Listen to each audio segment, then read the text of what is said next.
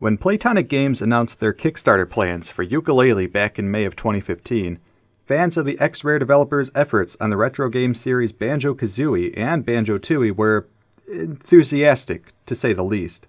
Old-school platformer enthusiasts everywhere came together to make Yooka-Laylee the quickest crowdfunded game to break $1 million, earning over $270,000 within the first hour. With levels of success like that, it's obvious there's an audience willing to submit themselves to a nostalgic, rare-resurrection. Does Yooka-Laylee prove that the 3D buddy duo platforming collectathon genre is primed for a resurgence?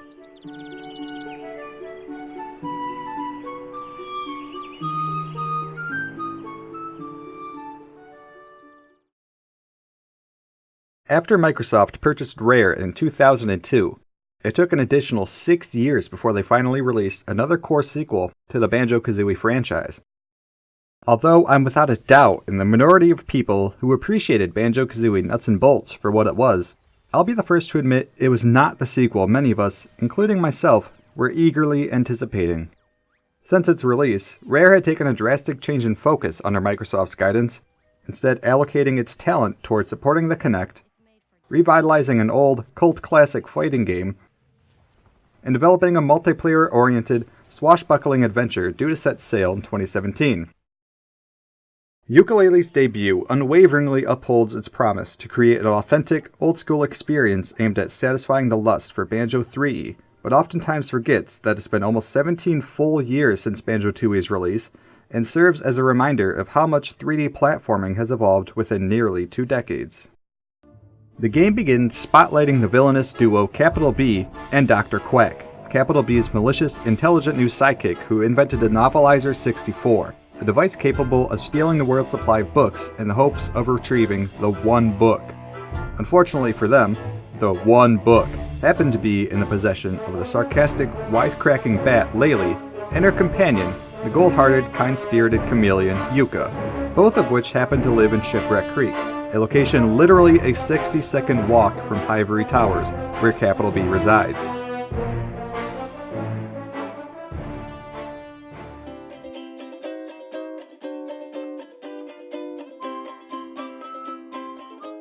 Unbeknownst to the duo, who innocently just want their book back, the one book has the ability to rewrite the universe. Upon their entry into Ivory Towers, Capital B and Dr. Quack immediately brand Yooka and Laylee as arch-nemeses.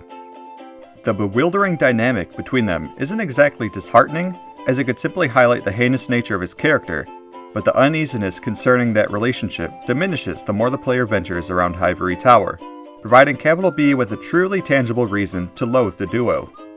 Although Capital B doesn't taunt Yooka and Laylee in couplets, he does belittle them using a vast array of business slang-infused jokes. Yooka and Laylee quickly realize that the pages of the one book have been scattered across the tower and within the Grand Tomes, books that act as gateways for the various worlds to traverse throughout the game.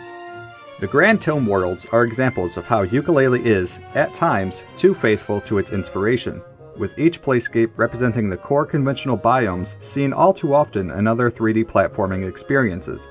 From lush tropical islands to gorgeous, snow-covered, surrealist glacial wonderlands, to unsanitary, unsafe, and largely unsettling swamps, the tomes deliver new angles to enjoy the familiar biomes from, but they all feel as if they've been explored before in some capacity. GLITTERGLAZE Glacier's breathtaking ice castle helps isolate its world from other frigid locations, much like how the giant snowman in Freezeezy Peak makes that world a unique destination. Moody Maze Marsh combines the inevitable, routine Waterworld experience with bleak, spooky overtones. Both independently are worlds that have been frequently trod upon in the past. Galleon Galaxy did a delightful job surprising me. You are exploring a miniature galaxy as a pirate caught in the midst of a galactic war. Its mesmerizingly mysterious waters and its warm, infinite shades of purples and blues make this tome in particular quite a treasure to gaze upon. Capital CASHINO, the 4th Grand Tome, has 3 other safe yet enjoyable tome worlds before it to live up to, but just doesn't. Capital CASHINO tries to represent a level of individuality that Galleon Galaxy manages to quite well. The casino-inspired world is filled with various slot machines and pachinko machines, but in terms of casino-based playable activities, that's as far as it goes. The rest of the world consists of a giant house of cards, spinning clusters of roulette tables, and an admittedly charming fountain as a centerpiece to the world's decor. Everything is clean and spacious, but casinos should be brimming with life, flashing lights, and myriads of addicting games. Instead, the games are boring, and the world strikes me as barren and devoid of character. On the other side of the spectrum, we're gifted with Tribal Stack Tropics, a world bursting with life, vibrant scenery, gorgeous color palettes, and jaw-dropping verticality, loaded with dozens of floating platforms scaling alongside monumental mountains and threatening cliffsides. The world is gorgeous enough to not be infuriated by accidentally falling from the top of a mountain, but actually being blessed to experience the scenery from such a unique perspective. Tribal Stack Tropics, as well as the other four worlds, are given a further sense of eccentricity and distinct flavor thanks to Grant Kirkhope, Steve Burke, and David Wise, who have collectively provided musical compositions on past Rare games including Banjo-Kazooie, Donkey Kong Country,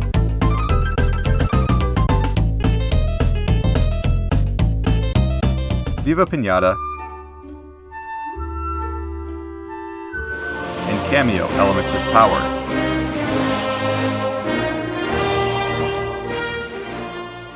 Yooka-Laylee soundtrack is arguably the strongest part of the game, intimately highlighting the key emotions and vibes in each world. Tribal Stack Tropics carries a carefree, relaxing, adventurous demeanor, with a bassline root that reflects a sense of scale, and woodwind instruments that doubles down on the feeling of verticality. GLITTERGLAZE GLACIER expresses a sense of wonder and jubilance, the emotions a child would experience playing in the snow on a day off school. Moody Maze Marsh conveys a sense of immediacy and impending trouble. Capital CASHINO soundtrack is equally jazzy and classy, something someone actually wants to feel when at a casino. And Kirkhope's contributions to Galleon Galaxy makes it feel epically scaled and bombastic, and a little bit seafaring. Wise spent his time focusing on scoring the minecart minigames, and Steve Burke contributed to the Rextro arcade games, as well as providing the jingles and soothing sound effects to all the collectibles in the game. Believe it or not, David Wise composed my favorite piece of music from the game, Tropic Trials, featured in the final cutscene. As far as collectathons go, Yooka-Laylee does not disappoint, although again, they prove to be another reminder of how faithful this game is to its source material, drawing many parallels between this game and its spiritual predecessors. Pages, the core collectibles necessary for progression, are like jiggies. Quills, the most common collectible, are akin to musical notes. Molecules are like globos, required for transforming into various creations in each world. Instead of Jinjos, colorful creatures that have gotten lost and require guidance back home, Ghost Riders are colorful spirits who have been trapped inside the very tomes they have created and need to be rescued.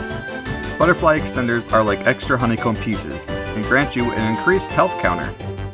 Yooka-Laylee adds an additional 2 collectible items, the power extenders, which supplement a significant core gameplay mechanic, a power meter that drains when certain abilities are being used and recharges automatically when they're not, and play coins, which are needed to play Amazing Rextro's arcade games hidden in each grand tome. The myriad of similarities to Banjo-Kazooie and Banjo-Threeie are obvious, but that doesn't detriment the game at all. The style of collecting presented in this game is incredibly symbiotic and self-contained. Pages are required for general progression, quills are needed to unlock skill sets that allow you to unlock more pages, as well as skills that will permit access to other collectibles needed to provide even more pages. It's a system that has you constantly shifting between tomes, slowly experiencing new parts of the worlds. It's a system that wasn't broke 17 years ago, and proves that even today it doesn't need to be fixed.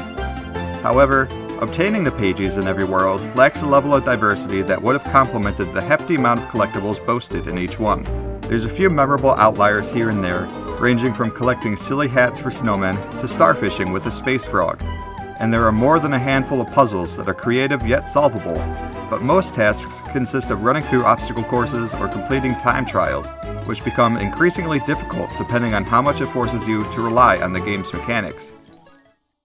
At its best, the controls in Yooka-Laylee are tight, responsive, mapped well, and represent everything a modern 3D platformer should boast mechanically, given that the core of any platformer are reliable controls.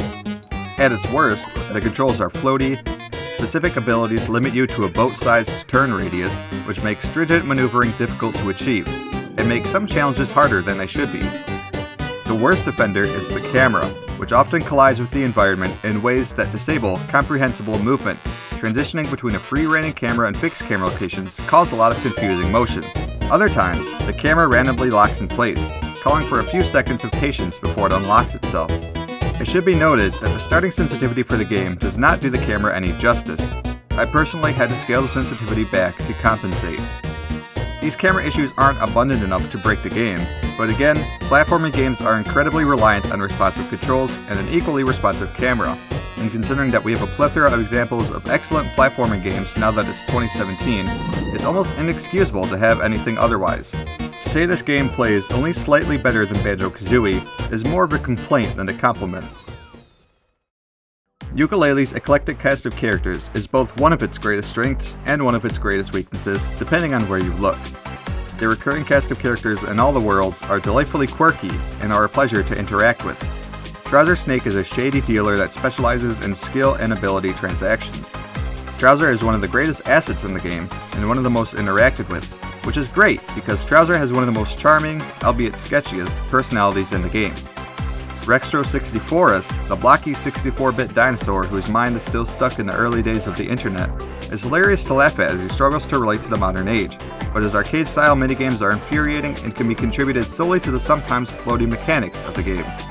Dr. Puss, betrayed by Dr. Quack and Capital B in the past, aids Yooka and Laylee in their journey by transforming them into various creations, for the cost of one molecule, that is. Her personality doesn't stand out like Trouser's does, but her octopus-like character design and surprisingly deep backstory compensate for such a minor shortcoming.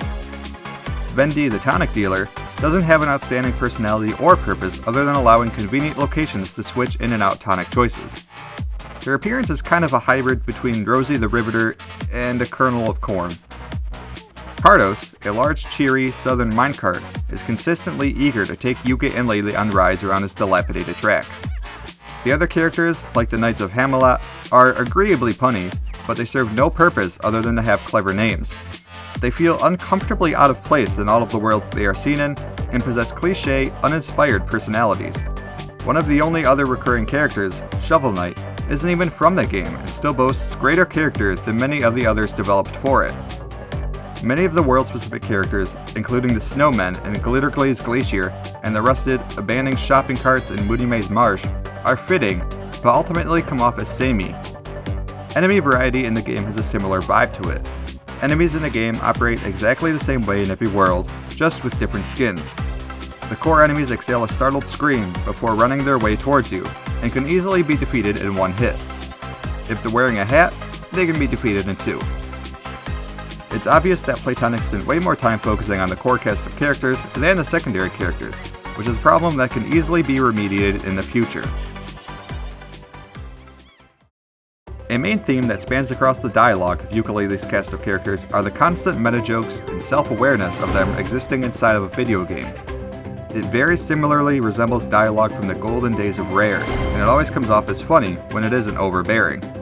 One minor gripe I have with these jokes are that oftentimes they acknowledge themselves as being a next-generation game. Graphically, the game doesn't even look next-gen, striking a strong resemblance to Banjo-Kazooie Nuts and Bolts, a game that was good-looking for its time, but definitely not entitled to proclaim itself as next-gen in 2017. Yooka-Laylee is not a bad game, not by any means. It isn't necessarily Banjo-Threeie either, which is what a lot of people were expecting it to be. What Yooka-Laylee comes off as is a fan-made Banjo-Kazooie project, which spent more time focusing on how to be like its predecessor, instead of looking at what those games did wrong and improving on those mistakes. If you're a fan of 3D platformers, Yooka-Laylee is certainly a game for you, with whimsical characters, gorgeously familiar landscapes, competent controls, and hours upon hours of exploring and collecting. Yooka-Laylee does nothing to push the genre forward, but it is a wonderful reminder that the genre is as good as it's ever been.